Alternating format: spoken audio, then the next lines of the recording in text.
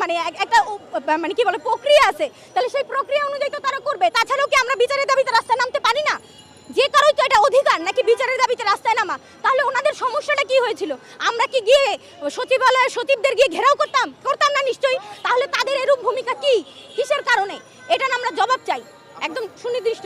আপনাদের কয়জন আহত হয়েছেন? আমাদের প্রায় একজনের মাথা ফেটেছে, একজনের পা পুরোপুরি ভেঙে গেছে এবং অনেকের নখ উপড়ে গেছে, তাদের উপরে লাঠিচার্জ করা হয়েছে, নানানভাবে তারা আঘাতপ্রাপ্ত হয়েছে। ফলে আমরা বলছি যে এই যে এতগুলো মানুষকে আঘাত করা হলো, এরও আমরা সুষ্ঠু বিচার চাই।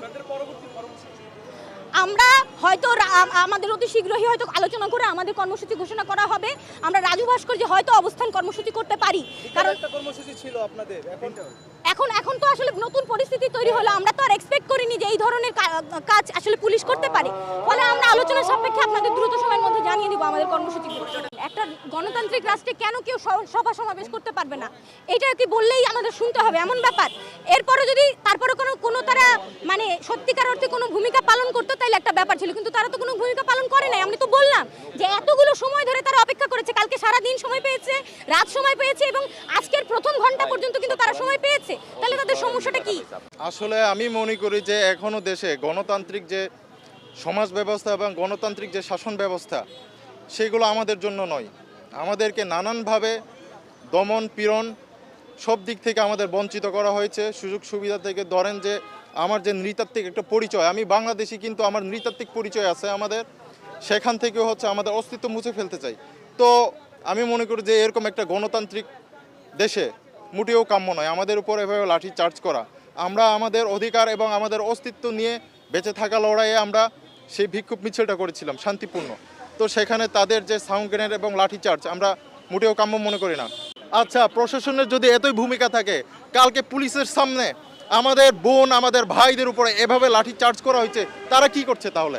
রাজপথে ছিলাম, এখনো আছি। আমরা এখানে কোনো দলের না, আমরা ছাত্র ফেডারেশন করি, এখানে আমাদের অনেকেই সাধারণ শিক্ষার্থীও আছেন। আমরা লড়াই করতেছি, আমরা ন্যায়ের পক্ষে, কিন্তু আমাদের উপর হামলা কেন করা হলো? গতকালকে কেন আমাদেরকে রক্ষা করে নাই পুলিশ? গতকালকে যখন স্টাম্প নিয়ে পেটানো হচ্ছিল তখন এই পুলিশের অস্ত্রশস্ত্র করছিল। গতকালকে যারা আমাদেরকে মারলো তারা নিজেরাই আবার মাথায় ব্যান্ডেজ দিল এবং একটু পরে দেখা গেলো তাদেরকে গ্রেপ্তার করা হলো, কিন্তু মাথায় ব্যথা উদাও, তাদের ব্যান্ডেজ উদাও। আপনারা তো দেখতে পেয়েছেন। এরা আমরা জানি না, আমরা যেটুকু জানি, আমি ঢাকা বিশ্ববিদ্যালয়ে পড়াশোনা করছি, আমি জানি এই বাঙালি জাতীয়তাবাদ এটা শেখ মুজিবের আনা, এটা মুজিববাদী একটা দর্শন, বাঙালি জাতীয়তাবাদ। আমরা 1971 সালে মুক্তিযুদ্ধের মাধ্যমে দেখিয়েছি বাঙালি জাতীয়তাবাদ না, বাংলাদেশি জাতীয়তাবাদ। বাংলাদেশে চাকমা, মারমা, সাঁওতাল, গারো সহ বিভিন্ন জাতিগোষ্ঠীর মানুষ আছে, সবাই মিলে বাংলাদেশি আমরা। সেই জায়গা থেকে গতকালকে যারা হামলা করেছে, এতদিন ধরে যারা ঘেরাও করে আসছে, এরা হচ্ছে গিয়ে মুজিববাদী। এরা যে দলের হোক না কেন, এরা মুজিববাদী দর্শন লালন করতেছে। বাংলাদেশে এখন একটা অস্থিতিশীল পরিস্থিতি তৈরি করার চেষ্টা করতেছে।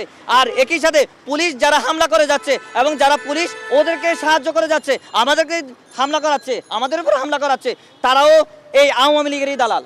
হালকা তাদেরকে ধাওয়া দিচ্ছে ডিসপার্স করার জন্য। হ্যাঁ, সাউন্ড গ্রেনেড দেওয়া হয়েছে যেন আতঙ্কিত হয়ে এরা ডিসপার্স হয়ে চলে যায়। এইটুকুই আমাদের উদ্দেশ্য। আমাদের উদ্দেশ্য হচ্ছে ডিসপার্স করা। আমাদের উদ্দেশ্য কাউরে মারা না, কাউকে ক্ষতি করা না, কোনো কিছু না, বরঞ্চ ওদের দাবির সাথে আমাদের কোনো ইয়ে না, দ্বিমত নাই। ঠিক আছে, এইটুকুই ভাই, আমরা এইটুকুই করছি।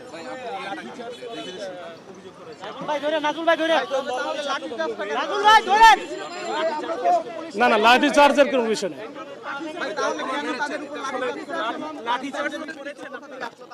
ভাই, যখন পুলিশ ডিসপার্স করে লাঠি চার্জ তো হতেই পারে একটু। হ্যাঁ, এটা আমরা দেখবো কোন জায়গায় লাঠি চার্জ। পুলিশ যখন ডিসপার্স করে তখন লাঠি চার্জ এমনি হয়।